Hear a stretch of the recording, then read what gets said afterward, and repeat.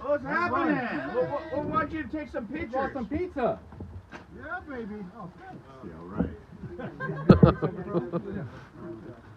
pizza in the house. Wow. Morning. How you doing? Good. How are you? Morning, guys. What's up, guys? How you doing? How you doing? Good. We heard there was a pizza party here. A little something like that. In wine. In wine. For the wine.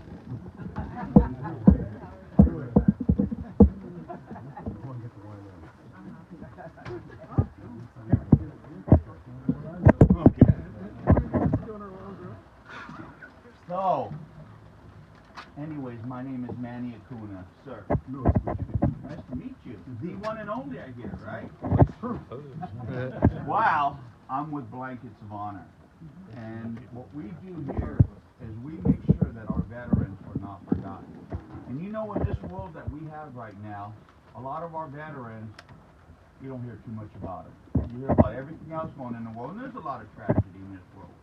But you know what? The veterans who have served our good country have been put on the back burner. And our nonprofit is just a way to say thank you. And instead of, you remember that sticker, "You are not forgotten"? Well, that sticker is probably forgotten about. And what we do now say is, you are truly not forgotten. So, first of all, I'd like to just say a little prayer here and give the Lord his due. If I can have you. Yep. Covered. Lord, you know how deep a warrior's wounds go. You know the loss that many of our veterans in body and soul. You know the memories that haunt them and the scars that many of them continue to carry. Please bring healing to those veterans who still hurt. Please grant patience and wisdom to those around them who cannot understand, but sometimes help the healing process. Please apply both natural and supernatural medicine to their wounds. Amen. Amen. So, me being a veteran myself, we thought, and let's see here, your son nominated you. That's right. Slick. So, Might have some help. he wants to say, you know what, you served right out of high school. You went in, and what your dad said is, if you want to be a real man, you're going to cut those strings. You're going to go out and you're going to do something. And you could have been going to college and making that big money. But what'd you do? That's what he said. He's going to do it for you. But what'd you do? You signed that line and you said, I don't know what's going to happen, but I'm going to serve this great nation. So that's what you did. You want to serve the army. Hua, as they say. And you know what? You quickly demonstrated that intelligence by being a cryptograph. And I don't know if I'm saying that right, but for a long time, this is a true secret for them. If you spoke about that, you were truly a dead man. Because those were the secrets that were kept in that big vault. And you know, those are some things you can't come home. Deer, guess what I found out today? It was no deer like that. So God bless you for keeping a lot of stuff safe like that. And for 55 years, he did that. And he was honorable service to this great nation. And as your dad said, you became the man he knew you would. Oh, your son. Yeah, your son said. And again, you went out Fort Hood and you were honorable discharged. So. Twice. Oh, boy. Oh, yeah. Fort Hood. Oh, that, I bet. And now you come here. I begged to leave Fort Hood. And now you came here to little Marietta and made this a home. Uh-oh, that beautiful lady there. So, in saying this, thank you all for coming, for surprising him here. Louis McKinney, who has served in his army, served honorably and faithfully. So, as we wrap this blanket around you, let it be known that you are never alone. That as long as we exist, we will always be here to comfort you and honor you. We are brothers and sisters in arms. And for your service, you are truly not forgotten. Just like the threads in this blanket are woven together, your supporters are part of that woven. Your brothers and sisters in arms are part of that, and we will always be by your side and wrapped around you in any time as needed. Know that there are less than 3% who serve this great nation. And in your job description, I want to say it's a lot lower. And we are here to thank you for that service and commitment. So again, we thank you for that outstanding sacrifice. We thank you for your commitment. And most of all, for your love of country and definitely that love of family. In closing, I'd like to give you one scripture. Jesus said, I give you a new commandment. Go and love one another as I have loved you. So you must go love one another. John 13:34. Now, any good soldier always knew at the end of his time, or as he grew up on the as he gone up the ranks, nowadays they go up to you and give you a challenge coin. Now, the challenge coin wasn't just presented to you. The challenge coin was always in the hand. And your commanding officer, your NCOIC, would shake your hand, and in that hand would be a challenge coin, and he would thank you for your service.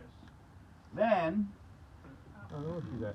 thank you, a certificate would be given, knowing that your good service was not gone unnoticed.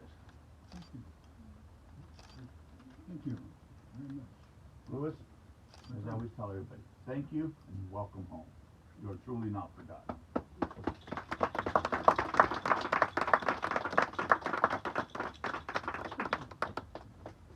Anything you'd like to say? He's taken by surprise, which isn't normal. That's not usual. I wonder why Dave was just because normally at these events I'm with him over at Maytown over there. Yep. My camera. This is a Volkswagen man. Yeah. That's all mine. But they said we're having a cookout there. Come up there today. But Army Security Agency is very, I don't want to say special because we're all the same. But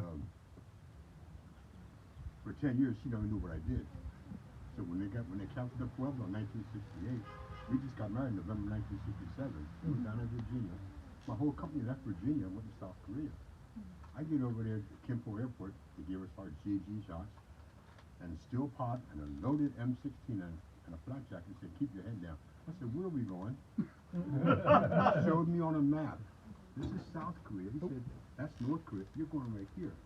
I was from here to the other side of the cemetery to North Korea. Wow. And we were a listening post. I mean, they said, why were you in Ethiopia? I said, well, we were a relay point between Houston, Texas, and the moon. That's what we were trying to tell people. I could hear Gaddafi right this question. Okay, and with satellite technology, you don't know until you hear it on the screen. You can see what's going on. Because when people say, well, how far away were you? A couple miles. Wasn't a problem. But they told us to Fort Devens, up in Massachusetts, where I went to school. The less your loved ones know, the safer they're going to be. Because they always give us our indoctrination about security and who you contact with. So if she said, well, what'd you do? I had a good day, but that was all I could tell her. Okay? Because you got a lot of subversives out there, and you got people that will talk to be your friend, but you're trying to find out how can they get to you. So, and because my classmates are here, I'm going to say this now. Ed was one in together on the buddy program, 1966. My test scores came out higher than everybody else's. My recruiter was my best friend. He said, you can't go for 3 years. I'm going to send you to a special school for 4 years to get this training. I said, okay, so what's that all about? But I'm a security agent for Fort Devens to go into school. I went to basic at Fort Dix. As I'm sitting here, this is the honest to God truth. The guy at reception said, we can't do anything to you. I said, what do you mean? He said, you're part of the agency. I said, I'm part of the Army. He said, no, you're part of the agency. At my first week at reception, the next 6 weeks, I was home on the weekend. I never had any guard duty or any KP. They couldn't do anything to me. So they said, if you can catch the bus home, go home. Came back to York. Thought you were in the Army. I was. You were here last week. I'll probably see you again next week too. Okay. But those are things that the agency did because it was special. There is 1% of the 1% in the agency. If you go on Facebook, I'll show you.